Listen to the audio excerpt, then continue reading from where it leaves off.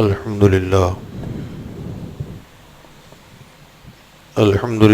الذي أرضع الأفلاك والأرضين من كان نبيا وآدم بين الماء والتين والصلاة والسلام على سيد المرسلين وعلى آله وأصحابه أجمعين أما بعد فأعوذ بالله من الشيطان الرجيم بسم الله الرحمن الرحيم من يطع الله ورسوله فقد فاز فوزا عظيما صدق الله مولانا العلي العظيم وبلغنا رسوله النبي الأمين المتين الكريم معزز محترم سامعین کرام، السلام علیکم ورحمۃ اللہ وبرکاتہ۔ ان اللہ وملائکتہ یصلون علی النبی یا ایہا الذین آمنوا صلوا علیہ وسلموا تسلیما۔ اللہم صل علی سیدنا ونبینا مولانا محمد وعلی آلہ واصحابہ وبارک وسلم صلاۃ و سلام علیک یا سیدی یا رسول اللہ صلی اللہ تعالی علیہ وسلم۔ حضرات گرامی، اس دنیا میں جتنے انسان ہیں تقریباً ہر انسان یہ چاہتا ہے کہ میں کامیابی حاصل کروں۔ آپ جس فیلڈ میں ہیں، جس لائن میں ہیں، ہر آدمی چاہتا ہے کہ اس لائن میں، اس فیلڈ میں میں کامیابی حاصل کروں، اور ایک کامیابی کے پیچھے تقریباً ہر انسان دوڑ رہا ہے یا دوڑا رہا ہے۔ پہلے خود دوڑتا ہے، پھر کسی کو دوڑاتا ہے۔ مثلاً ہم خود اپنی دوڑ میں لگے ہوئے ہیں کہ میں کسی طرح کامیابی کی منزلیں پار کر لوں یا منزلوں پر فائز ہو جاؤں، اور ساتھ میں ہم اپنے بچوں کو بھی دوڑا رہے ہیں۔ اسکول بھیجو، اچھا اسکول کون سا ہے، جہاں اچھا ایجوکیشن ہو وہ کالج اسکول کون سا ہے، ٹیوشن کلاس کون سا بہتر ہے، اب اسے ہم دوڑا رہے ہیں۔ اسکول، کالج، ٹیوشن کلاس وغیرہ وغیرہ، اس کے پیچھے کیا مقصد ہوتا ہے؟ بچہ اتنی کتابوں کا بوجھ لے کر، دماغ پر، مائنڈ پر اتنا بوجھ لے کر وہ چل رہا ہے۔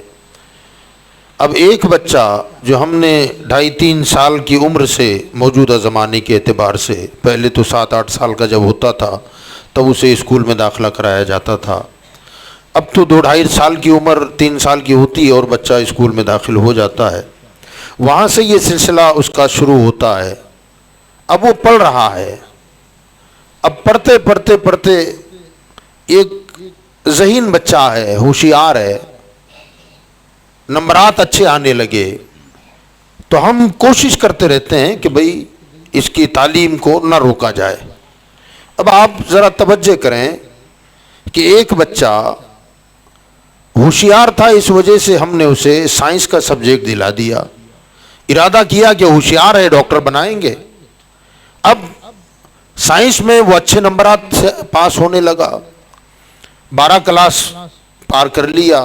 اب آپ نے میڈیکل سائنس، میڈیکل لائن میں اسے داخلہ کرانا چاہا تو میڈیکل کالجوں کا ایڈریس لیا۔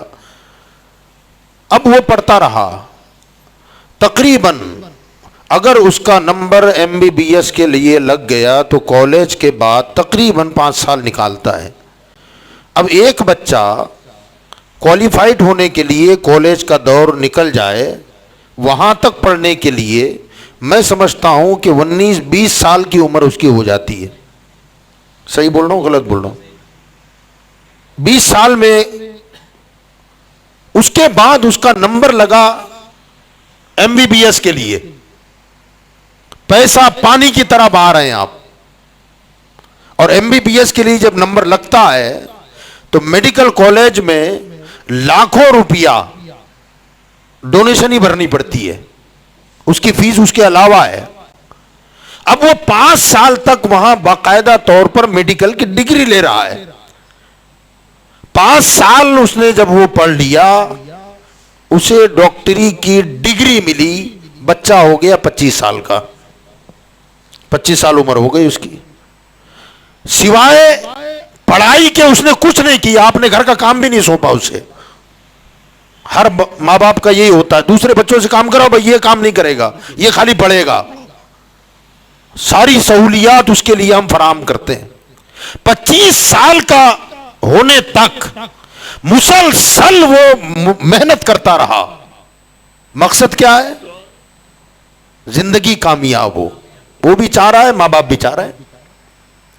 تو اب 25 سال کی عمر ہونے تک سمجھیے کہ 25 سال کا ہو گیا, میں شاید کچھ کم بھی بتا رہا ہوں. یہ اگر 25 سال منیمم ہم پکڑتے ہیں تو 25 سال کی عمر میں وہ MBBS ڈاکٹر تو بنا, ڈگری ملی, کامیاب ہو گیا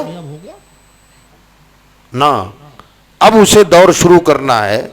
MBBS کی ڈگری پاس کرنے کے بعد, ڈگری حاصل کرنے کے بعد, اب اسے کسی MD MBBS ڈاکٹروں کے ہاتھ کے نیچے کام کرنا ہے. پریکٹس کرے گا وہ, ان کے ساتھ, ان کی صحبت میں, ان کی نگرانی میں 2 سال 2.5 سال 3 سال نکالنا ہے. جب اسے بھی محسوس ہونے لگے اور اس سے جو بڑا ڈاکٹر ہے, سینئر ہے, اسے لگے کہ ہاں اب یہ اپنا کام سنبھال سکتا ہے, اب جا کر کے بچہ ہو گیا یہ 27-28 سال 30 سال کے آس پاس, 27-28 سال کی عمر اس کی ہو گئی. اب وہ کہیں اپنے گلی کوچے میں, محلے میں, کسی اچھی جگہ پر وہ ہاسپٹل کھولے, دواخانہ کھولے, چونکہ MBBS ہو گیا ہے. تو اب MBBS کے لیے بھی وہ وہیں خاموش نہیں رہتا, وہ سوچتا ہے MBBS کے ساتھ MD ہو جائے تو اور اچھا ہے. تو MD کے لیے کوشش کرتا ہے, اس میں 2 سال نکال دیتا ہے. اب 2 سال اس میں نکل آئے, اب پریکٹس ہو گئی. اب اس نے کوئی دواخانہ آپ نے کھلوا دیا, زمین خریدی, مکان لے لیا, یا جو بھی ہے اس کا کلینک کے لیے آپ نے انتظام کر دیا. اب کرنے کے بعد وہ اپنے دواخانے میں بیٹھا, 30 سال ہو گئے اس کے, کامیاب ہو گیا. ابھی تو وہ اپنا دواخانہ چلائے گا, لوگوں کا ٹریٹمنٹ کرے گا, علاج کرے گا. اگر اس کا علاج صحیح طور چلنے لگا, لوگوں کو شفا ملنے لگی, فائدہ ہونے لگا, تو دھیرے دھیرے اس کا چرچا ہوتا ہے. اور چرچا ہونے کے بعد لوگوں کے ذہن اس طرف مائل ہوتے ہیں کہ ڈاکٹر اچھا ہے, فیس بھی کم ہے, علاج بھی بڑھیا ہے, اللہ نے شفا بھی اس کے ہاتھ میں رکھی ہے, اور وہاں آدمی دوڑتا ہے. اب وہاں سے اس کی کمائی کا سلسلہ شروع ہوا. اب کمائی کا جو سلسلہ شروع ہوا ہے, اب ذرا سوچیں آپ کہ ایک تو 30 سال کی عمر ہونے تک آپ نے کتنے لاکھ روپیہ اس بچے پر خرچ کیا, اور اس نے کتنی راتیں آنکھیں پھوڑ کے نکالی, کتنا جاگ کے اسے پڑھنا پڑا, کتنی محنت کرنی پڑی. 30 سال ہو گئے, ابھی بھی کامیاب اپنے آپ کو نہیں سمجھتا ہے, وہ اسٹرگل کر رہا ہے. اب کیا ہوگا کہ اب جب لوگوں کی آمد و رفت بڑھ گئی, پیشنٹس آنے لگے اور پیسہ بھی آنے لگا, تو اب اس کے ذہن میں ہوتا ہے کہ یار ابا پرانے مکان میں رہتے تھے, جھوپڑا جیسا مکان تھا, تو میں چونکہ ڈاکٹر ہو گیا ہوں, اب وہ پیسہ جوڑے گا. وہ سوچتا ہے کوئی اچھی سی زمین لے کے وہاں اچھا خاصا مکان بنا دوں, تو ظاہر بات ہے 1-8 سال میں ہو جائے گا کیا جی؟ اچھے سے علاقے میں اچھی زمین لے کر اچھا سا مکان بنانا ہے. اب ظاہر بات ہے ہمارے یہاں کی زمین کا, ہم یہیں کی بات کر لیں. میرا اپنا بچہ ہے, میں چاہ رہا ہوں کہ وہ ڈاکٹر بن جائے, اس کی لائف بن جائے, اس کی زندگی سنور جائے, وہ کامیاب ہو جائے. 30-32 سال تک اسے پڑھاتا رہا, اس نے دواخانہ کھولا. اب وہ دھیرے اس کے پاس پیسہ جمع ہونے لگا. ہمارے یہاں زمینوں کی جو قیمتیں ہیں وہ لاکھوں میں ہیں.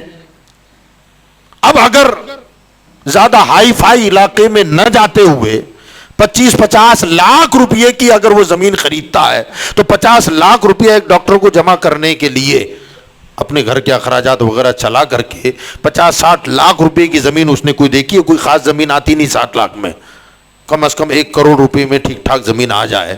اب 1 کروڑ روپئے ہم منیمم پکڑ کے چلتے ہیں, کیونکہ مکان بننا ہے ڈاکٹر صاحب کا, تو 1 کروڑ سے کم میں تو نہیں زمین ہی نہیں خریدے گا. اب 1 کروڑ روپیہ میں سمجھتا ہوں کہ ایک ڈاکٹر نے جب اپنا کام شروع کیا ہے تب سے کم از کم 3 سال ہم پکڑتے ہیں, 3 سال پکڑنے کے 1 کروڑ روپیہ جمع ہوا, تو اب آئی زمین. کہ اب زمین آنے کے بعد اب اسے مکان بھی بنانا ہے، تو مکان تقریباً 1.5 کروڑ روپے کا بنائے، اس پر 1 کروڑ روپے لگائے، 1 کروڑ کے لیے پھر 3 سال محنت کرے، 3 سال کے بعد اب 1 کروڑ روپے کا اس نے مکان، 1 کروڑ کی زمین، 1 کروڑ کا مکان اس نے بنا لیا، اور بچہ ادھر ہو گیا 35 36 سال 38 سال کی عمر کا۔ اب آپ سوچیں، اب جا کر کے اس کا مکان بنا تو کیا وہ اسی کو سمجھ لے گا کہ میں کامیاب ہو گیا؟ وہ سوچے گا یار کوئی اچھی سی گاڑی بھی ہونی چاہیے، یہ کھٹارا گاڑی میں کب تک چلیں گے ہم، کوئی ٹھیک ٹھاک گاڑی ہو، 25-50 لاکھ روپے کی گاڑی وہ خریدے گا، اس کے لیے کچھ سال محنت کرے گا، وہ 40 کے آس پاس چلا گیا، 40 سال کی عمر ہو گئی۔ اب ذرا آپ دیکھیں، جب 40 سال کی عمر ہوئی اور پھر اس کے اپنے بچے بڑے ہو رہے، ان کے اخراجات ہیں، ایک اچھا مکان، اچھا بنگلہ، اچھی گاڑی، کماتے کماتے وہ حاصل کرنے کے لیے ایک آدمی 50 پلس ہو جاتا ہے۔ جب 50 پلس ہو گیا تو اب آپ ذرا سوچئے کہ 50 پلس کے بعد تو وہ ڈھلان پہ آ گیا ہے، گھٹنوں میں درد ہے، کمر میں درد ہے، ٹھیک ٹھاک چل نہیں پاتا، شوگر ہو گیا، ہائی بلڈ پریشر ہو گیا ہے، کولیسٹرول بڑھ گیا ہے، پیٹ باہر نکل رہا ہے، یہ سلسلے شروع ہو جاتے ہیں۔ اب یہ سلسلے شروع ہوئے، اب یہ کہ وہ سب کچھ کما کر کے 50 سے پلس ہو گیا ہے، اب اتنا سب ہو گیا اور پھر مسلسل بیماریوں نے گھر کر لیا۔ وہ چاہ رہا تھا کہ میں محنت کر کے آرام کی زندگی ذرا گزاروں گا بعد میں، اب جب آرام کا ٹائم آیا تو بیماریوں نے دستک دینا شروع کر دیا، نظر کم آنے لگا، دکھائی کم دینے لگا، سنائی کم دینے لگا، پریشر ہونے لگا، کبھی لو ہو رہا ہے، کبھی ہائی ہو رہا ہے، کبھی ادھر کی چوکپ ہو رہی ہے نسیں اور کبھی ادھر کی ہو رہی ہیں، یہ سلسلہ چلتا رہا۔ ایک کامیاب زندگی، میں سمجھتا ہوں کہ اگر 50-55 سال کی عمر میں یہ سارا کچھ ہو گیا تو اب اگر وہ فٹ ہے بندہ تو زیادہ سے زیادہ میرے خیال سے 10 سال اور 10 سال زندگی یہ کامیابی سے ٹھیک ٹھاک گزارے گا، مگر 60 کے بعد 65 کے بعد ظاہر بات ہے حالت کیا ہوتی ہے لوگوں کی، سب جانتے ہیں کتنی تکلیفیں ہیں اور کتنا درد ہے اور کیا کیا بیماریاں گھر کر چکی ہیں۔ تو اگر 10 سال کی زندگی آپ نے ذرا عیش سے گزاری، آرام کی گزاری، تو یہ 10 سال بہتر گزارنے کے لیے کتنے سال محنت کی، یہ بات قابل غور ہے۔ 50 سے 60 65 15 سال پکڑ لیں آپ، 50 سال تک آپ اسٹرگل کرتے رہے، گاڑی بنگلہ سب کچھ ہو گئے آپ کے پاس، اب اس کے بعد آپ ٹھیک ٹھاک زندگی کب تک گزاریں گے؟ حالانکہ موت وہ تو اللہ کے اختیار میں ہے، لیکن پھر بھی ہم سمجھتے ہیں کہ بندہ 70 سال جیے گا۔ 70 سال کی زندگی اگر ہے تو 50 سال تک تو وہ محنت ہی کرتا رہا، اور 50 سال کے بعد اب وہ عالیشان زندگی کب تک گزارے گا فٹ رہ کر؟ اور 10 سال 15 پکڑ لیں آپ، اس کے بعد تو پھر دوا کھا کر ہی جینا ہے اسے، غذا کم کھائے گا، دوائی زیادہ کھائے گا، گھر میں کم رکے گا، ہاسپٹل میں زیادہ گزارنا ہے، یہ معاملہ ہوتا ہے۔ تو گویا اگر 15 سال اس نے عیش اور آرام کی زندگی گزاری تو 15 سال کی زندگی بہتر رہی اس کی، اس کے بعد تو بیماریاں ہیں۔ 15 سال اچھے کرنے کے لیے کتنے سال گزارے؟ بولیں، نکل گئے نا 50 سال محنت کر کے۔ 15 سال کی لائف اچھی گزرے، اس کے لیے راتوں کو جاگ کر، اور کبھی وہ کیرلا جا رہا ہے اور کبھی کلکتہ جا رہا ہے اور پتہ نہیں بنگلور جا کر کے تعلیم حاصل کر رہا ہے، رات رات بھر جاگو، محنت کرو، پیسہ لگاؤ، کامیاب زندگی، کامیاب زندگی۔ کامیاب کتنے سال گزارے؟ 15 سال۔ 15 سال کے لیے 50 سال محنت کرنے والا بندہ اگر بچپن کے اس کے 2-4 سال نکال بھی دیتے ہیں تو سمجھتا ہوں 45 سال اس نے لگاتار محنت کی ہے۔ اب 45 سال محنت لگاتار کر کے آرام کی زندگی 15 سال، تو 15 سال کے لیے بندہ جب اتنی محنت کر سکتا ہے تو آپ ذرا سوچو، آخرت کی زندگی کامیاب ہو اس کے بارے میں کون سوچتا ہے؟ 76-75 میں تو ہم کو نکل ہی جانا ہے، دنیا چھوڑ دینا ہے۔ 15 سال بہتر گزرے، اس کے لیے ہم نے نہ گرمی دیکھی، نہ سردی دیکھی، نہ بارش دیکھی، مسلسل محنت کرتے رہے اور جیے 15 سال خوشحالی کی زندگی۔ اور آخرت والی زندگی گنتی میں ختم ہو جائے گی، سالوں میں اسے شمار کیا جا سکتا ہے، صدیوں میں گنا جا سکتا ہے۔ نہیں، بلکہ بزرگوں نے فرمایا کہ آخرت کی زندگی کتنی،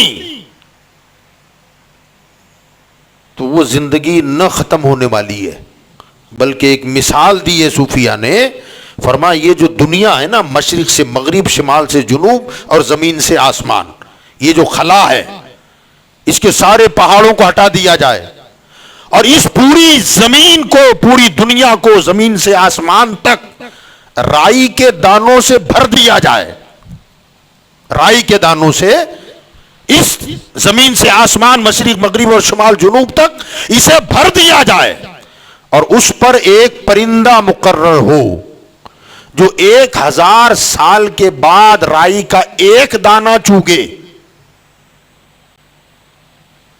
تو فرما ایک نہ ایک دن وہ رائی کے دانے دنیا سے ختم ہو جائیں گے، مگر آخرت کی زندگی کبھی ختم نہیں ہوگی۔ سمجھ رہے ہیں آپ؟ اب اس زندگی کو کامیاب بنانے کے لیے کیا کبھی ہم نے سوچا، کبھی غور کیا؟ میں سمجھتا ہوں کہ ہم دنیا میں 15 سال بہتر گزارنے کے لیے جتنی محنت کرتے ہیں، اس میں سے زیادہ تو نہیں کہتا، میں کہتا ہوں 10% یار، 10%۔ جتنی محنت ہم نے دنیا میں بہتر زندگی گزارنے کے لیے محنت کی ہے نا، اس سے اگر 10% بھی اگر آخرت کے لیے کر ڈالے نا، تو میرے خیال سے آخرت کی زندگی کامیاب ہے۔ یہ ہمیں سوچنے والی بات ہے۔ نوجوانوں، میرے بھائیوں، بزرگوں، یاد رکھیے گا، سوچنے والی بات ہے۔ الحمدللہ ایمان ہے ہمارے پاس، مرنے کے بعد اٹھائے جانے پر ہمارا ایمان ہے، اللہ کے دربار میں حاضر ہونے پر ہمارا ایمان ہے، قیامت قائم ہوگی یہ ہمارا ایمان ہے، مر کے کوئی واپس نہیں آتا اس پر ہمارا ایمان ہے۔ جو دنیا سے چلا گیا وہ آخرت کی منزلوں میں چلا گیا، اور وہاں سے لوٹ کے کبھی کوئی نہیں آئے گا۔ وہاں کی زندگی کو بہتر بنانے کے لیے ہر بندہ، وہاں کی زندگی بہتر کیا ہوگی؟ آدمی جنت میں گیا، بہتر ہو گئی۔ اب آپ ذرا سوچئے کہ جنت پانا ہے، ہر آدمی کی تمنا ہے کہ موت کے بعد اللہ جنت دے۔ کوئی ہے ایسا جو جنت نہ چاہے؟ پوچھ رہا ہوں آپ سے، کسی کا ایسا من ہو، کسی کا کوئی چاہتا ہو کہ اللہ مجھے جنت نہ دے، تو وہ بھی ہاتھ اٹھا دیں، ہم بھی زیارت کر لیں اس کی۔ ہر آدمی چاہتا ہے کہ مجھے جنت مل جائے آخرت میں، بولیں یار ہاں نہ یا نہ بولیں، ہر چاہتا ہے نا بندہ۔ میں بھی چاہتا ہوں، آپ بھی چاہتے ہیں کہ موت کے بعد اللہ راحت دے، جنت عطا فرمائے۔ آپ ذرا سوچیں، اس دنیا میں ہم کو ایک مکان بنانا ہے، ظاہر بات ہے میرے خیال سے تقریباً لوگ جو آج میرے سامنے ہیں، ہم اوریجنل صورتی تو نہیں ہے، نہ میں ہوں نہ آپ ہیں، کہیں اور سے آئے ہوئے ہیں ہم لوگ۔ یہاں آ کر آتے ہی آپ کا اپنا مکان ہو گیا، بنگلہ ہو گیا، گاڑی ہو گئی، کاروبار ہو گیا تھا؟ یا جیسی اترے آپ سب کچھ مل گیا آپ کو؟ بولو، محنت کی نا آپ نے۔ اب یہاں پہلے تو آپ خود اکیلے آئے ہوں گے، ادھر ادھر رہے، پھر کچھ انتظام ہوا تو فیملی کو لائے، پھر کرائے میں رہے، پھر سوچا کہ اپنا ہو جائے یار، کوئی چھوٹا ہی صحیح، چھوٹا سا لے لیا، پھر سوچا کہ یار یہ بہت تنگ ہے، تھوڑا بڑا ہو جائے۔ اب ایک مکان بنانے کے لیے ایمانداری سے آپ ذرا سوچ کے مجھے بتائیں کہ سورت جیسے شہر میں ہم بالکل تنہا آئے تھے، اور وہاں سے ہم نے محنت کر کے ایک اپنا مکان ہمیں لینا ہے، تو ایک اپنا ذاتی ٹھیک ٹھاک مکان ہو، اس کے لیے کتنے لاکھ کی ضرورت پڑے گی آپ کے علاقے میں؟ فلیٹ کی قیمت کیا ہے 2 روم کچن کی؟ بھی تاج پیلیس میں کیا چل رہی ہے؟ نہیں معلوم کسی کو؟ جی 22 لاکھ روپے نا۔ سورت میں ہم اترے، 22 لاکھ کا مکان ہم کو لینا ہے، وہ بھی کیسے لینا ہے؟ جیسے ہمارے کھیتوں میں کبھی درختوں کے اوپر لوگ مچانگ بناتے تھے رکھوالی کے لیے، ایسے مکانوں کے مالک ہیں ہم، ادھر ہی ادھر ہیں، زمین پر ہمارا کچھ ہے نہ آسمان پہ کچھ ہے، بیچ میں لٹکے ہوئے ہیں 22 لاکھ روپیہ۔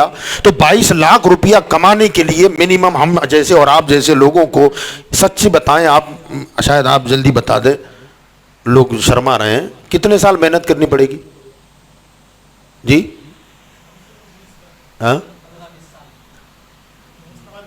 ہے نا, کئی سال لگیں گے, 15-20 سال, 15 سال پکڑ لیں آپ. 15 سال کے بعد ہم ایک مکان کے مالک ہوئے, مگر زمین کا ٹکڑا ہاتھ میں اب بھی نہیں آیا, زمین کا ٹکڑا اب بھی نہیں آیا. اب جب سورج جیسی یہ مٹی والی زمین کی اتنی قیمت ہے یار, تو جنت کا بنگلہ ایسے ہی مل جائے گا کیا؟ جنت میں جانا چاہتے سب ہیں, لیکن یہ دھرتی کا, یہ زمین کا ٹکڑا حاصل کرنے کے لیے ہمیں کتنے سال محنت کرنی پڑی, اور سوچتے ہیں جنت تو مل جائے گی نا, اذان ہو رہی ہے آپ باہر بیٹھ کے گپے مار رہے ہیں, مل جائے گی. جنت تو اپنی ہے نا بھائی, جنت میں جانا ہی ہے, جانا جنت میں ہے, مگر اس کے لیے کرنا کچھ نہیں ہے. اللہ کے بندو, جب اس دھرتی پر اتنی زمین پانے کے لیے ہمیں اتنی محنت کرنی ہے, تو جنت کے لیے کچھ نہ کریں اور مل جائے, یہ پاسبل ہوگا؟ کچھ تو کرنا ہے. اور میں تو پہلے بھی کہہ دیا میں نے کہ جتنا دنیا کے لیے کرتے ہو نا, اتنا آخرت کے لیے کرنے کی ضرورت بھی نہیں ہے. اعلیٰ حضرت امام احمد رضا فاضل بریلوی رحمۃ اللہ علیہ نے فرمایا کہ وہ تو نہایت سستا سودا بیچ رہے ہیں جنت کا, وہ تو نہایت سستا سودا بیچ رہے ہیں جنت کا, ہم مفلس کیا مول چکائیں, اپنا ہاتھ ہی خالی ہے. اتنا کنگال ہو گیا, اتنا سستا. مولا کتنا سستا سودا ہے کہ 5 وقت کی نماز ادا تو کر, 5 ٹائم مسجد میں آ کے میری بارگاہ میں سر تو جھکا, برائیوں سے بچ, اللہ اور اس کے رسول نے جو حکم دیا اس پر عمل کر لے, جنت تجھے دے دوں گا. ذرا سوچیں آپ, ہم دنیا میں محنت کرنے کے لیے, ایک مکان ہو, کاروبار اچھا ہو, اتنا محنت کرتے ہیں, تو کیا جنت کے محل کے لیے ہم کچھ نہ کریں؟ مسجد کے اگل بغل میں الحمدللہ آپ لوگ تو شاید زیادہ تر لوگ ہوں گے اوپر رہتے ہیں اور نیچے نماز ہے, امام صاحب ہیں, کہیں چل کے جانے کی ضرورت نہیں, کہیں دوڑ کے جانے کی ضرورت نہیں, بس نیچے اترو اور نماز پڑھو جماعت کے ساتھ. آپ ذرا سوچیں مدینہ منورہ میں, سبحان اللہ کہہ دے یار, سبحان اللہ کہہ دے, مدینہ شہر کے بالکل کنارے کی طرف ایک صحابی کا مکان تھا, اور مسجد نبوی شریف میں آنے جانے میں بڑی دقت ہوتی تھی, ان کو بڑی تکلیف ہوتی. تو مسجد نبوی کے قرب و جوار میں کسی کا مکان بکنے والا تھا, تو کسی نے کہا کہ وہ مکان بکنے والا ہے, اگر آپ لے لیں. تو وہ بڑی خوش ہوئے کہ یار مسجد میں آنے جانے میں تکلیف ہو رہی ہے, تو میں یہ مکان لے لوں. اس بات کی خبر حضور کو ہو گئی. سرکار دو عالم صلی اللہ علیہ وسلم نے انہیں بلایا, اور بلا کر کے فرمایا میں نے سنا ہے کہ وہاں کا بیچ کے ادھر لینا چاہتے ہو. تو انہوں نے کہا ہاں یا رسول اللہ. سرکار نے فرمایا کیوں؟ تو کہا رسول اللہ رات میں اور بارش میں مسجد آنے میں بڑی تکلیف ہوتی ہے, میں سوچتا ہوں کہ قریب رہے گا تو آنے جانے میں آسانی ہوگی. مقصد کیا, ہم مارکیٹ کے قریب ڈھونڈتے ہیں, ہم کیا ڈھونڈ رہے ہیں, میری دکان قریب ہو جائے, میرا مارکیٹ قریب ہو جائے, آنے جانے میں تکلیف نہ ہو. صحابہ کے قربان جائیں, وہ مسجد قریب ڈھونڈتے تھے کہ مسجد قریب ہوگی تو نمازوں میں آسانی ہوگی.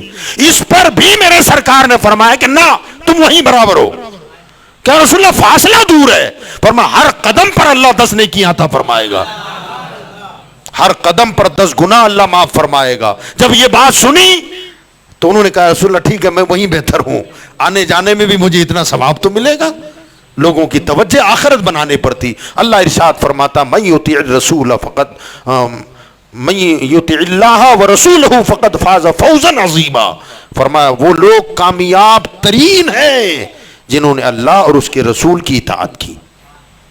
تو کامیابی دولت کمانے, پیسہ کمانے, ہم جو سمجھتے ہیں کامیابی 10-12 سال کی کامیابی نہیں ہوتی.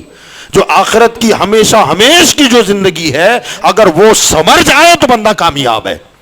اور وہ سورے گی کب؟ جب ہم نمازوں کی پابندی کریں, گناہوں سے بچیں, اپنے ماحول کو اسلامی ماحول بنا دیں. حضرات گرامی یاد رکھیے گا, یہ جو مسجدیں ہیں, مسجد بنا لینا بڑی بات نہیں ہے. آج کل مسجدوں میں خرچ ہو رہا ہے بہت زیادہ, زینت خوبصورت, بنانے والی بھی چاہتے ہیں اچھی ہو, اور ہم جب جاتے ہیں تو کہتے ہیں اوہ سبحان اللہ کیا اچھی مسجد بنی ہے, سبحان اللہ. اچھی بات ہے, بنانی چاہیے. جب ہمارے مکان اچھے ہو سکتے ہیں تو اللہ کا گھر اچھا کیوں نہ ہو. وہ ہمارے گھروں سے اللہ کا گھر بہتر ہونا چاہیے، اچھی بات ہے، لیکن مسجدوں میں 50,000 لاکھ 2 لاکھ روپے کا جھومر لگا دینا مسجد کی زینت نہیں ہے۔ مسجد ایئر کنڈیشن ہو جائے مسجد کی زینت نہیں ہے۔ مسجد میں کتنا قیمتی غالیچے آپ نے بچھائے ہیں، یہ مسجد کی زینت نہیں ہے۔ اس کی چھت اور جھومر اور پنکھے اور اے سی اور غالیچے، مسجد کی زینت یہ نہیں ہے۔ مسجد کی زینت مسجد کے نمازی ہیں۔ جس مسجد میں جتنے زیادہ نمازی ہوں گے مسجد اتنی مزین ہوگی۔ مسجد کی زینت سجدوں سے ہوتی ہے، ایئر کنڈیشن سے زینت نہیں ہوتی۔ یا لاکھوں کے جھومر لگا دیے، لائٹیں لگا دی اور بہترین قسم کے غالیچے آپ نے ایران سے منگا کے بچھا دیے اور یہ سمجھا کہ مسجد مزین ہو گئی ہے۔ یقیناً اچھی بنائے مسجد، مگر اچھی بنانے کے ساتھ نمازی بھی اچھے بن جائے نا۔ ہاں، مسجد اچھی ہے اور نمازی کچے ہو گئے تو یاد رکھیے گا عبادت دنیا ختم ہو جائے گی۔ ہم کو بھی آج نہیں تو کل مرنا ہے، قبر میں جانا ہے۔ مسجد کے اگل بغل میں بیٹھ کر گپے مار رہے ہیں، اندر نماز ہو رہی ہے، کوئی پرواہ نہیں، اذان ہو رہی ہے، کوئی پرواہ نہیں۔ تو یاد رکھیے گا یہ مسجدیں کل قیامت کے دن ہمارا دامن پکڑے گی۔ اللہ کی بارگاہ میں عرض کرے گی مولا یہ میرا پڑوسی تھا، میں اس کے سجدوں کے لیے ترس گئی مگر یہ آیا نہیں۔ کل قیامت کے دن مسجدیں گواہی دے گی، اور اگر مسجد میں آج ہم نے سجدے کر ڈالے 5 وقتہ نماز، تو جانتے ہو علامہ عبد الرحمن صفوری رحمۃ اللہ علیہ کہتے سبحان اللہ، بس یہ آخری بات عرض کر دوں، فرماتے ہیں قیامت کا دن آئے گا، اللہ اکبر، اور لوگوں کو پلسرات سے گزارا جائے گا، وہ بال سے زیادہ باریک اور تلوار سے زیادہ تیز راستہ کا کتنی مسافت؟ فرمایا 1500 سال کی مسافت۔ برج، پل بنا ہوا ہے اور وہ ہے جہنم کے اوپر بنا ہوا، تلوار سے زیادہ تیز ہے، بال سے زیادہ باریک ہے، اور اس کی مسافت ہے 1500 سال۔ اسے پار کر کے گزرو اور جنت میں جاؤ۔ وہ جہنم کے اوپر بنا ہوا ہے، وہاں سے گزر کے جاؤ گے تو جنت میں جاؤ گے۔ اب اتنے باریک راستے سے چل کے جانا ہے۔ حضرت عبد الرحمن صفوری رحمۃ اللہ علیہ فرماتے ہیں کہ جب لوگ پلسرات پر آئیں گے اور پلسرات کو دیکھیں گے کپ کپی تاری ہوگی، پسینے چھوٹ رہے ہیں، اس سے کیسے پار ہوں گے، کیسے گزریں گے؟ لاکھوں لاکھ لوگ کٹ کٹ کے جہنم میں گر رہے ہوں گے۔ اللہ تعالیٰ بعض بندوں کو بارے میں فرمائے گا میرے بندو کیا تم یہ پل پار کر لے جاؤ گے؟ بندے کہیں گے مولا ہمارا تو پتا پانی ہو رہا ہے، اس سے کیسے گزرے، کٹ کٹ کے اندر گر رہے لوگ۔ اللہ فرمائے گا تمہاری سواری کہاں ہے؟ وہ کہیں گے مولا سواری ہمارے پاس کہاں ہے، اور یہاں سواری، وہ کون سی سواری ہے؟ اللہ فرشتوں سے فرمائے گا زمین پر جب یہ لوگ تھے یہ جس مسجد میں نماز پڑھتے تھے اس مسجد کو اٹھا لاؤ۔ علامہ عبد الرحمن صفوری رحمۃ اللہ علیہ فرماتے ہیں اب وہ فرشتے دنیا کی اگر یہ مسجد ہے یہاں ہم نمازی ہیں تو اس مسجد کو پلسرات پہ لا کے کھڑا کر دیا جائے گا، رکھ دیا جائے گا۔ اب اللہ فرمائے گا اس مسجد کے جتنے نمازی ہیں اس میں بیٹھ جائیں، ہو بہو یہی مسجد وہاں رکھ دی جائے گی۔ امام صاحب کہاں ہیں اور مؤذن صاحب کہاں ہیں اور اس کے مقتدی کہاں ہیں؟ کہ امام صاحب اور مؤذن سمیت سارے مصلی جب اس میں سوار ہو جائیں گے اب اللہ تعالی مسجد کو حکم دے گا تو چل۔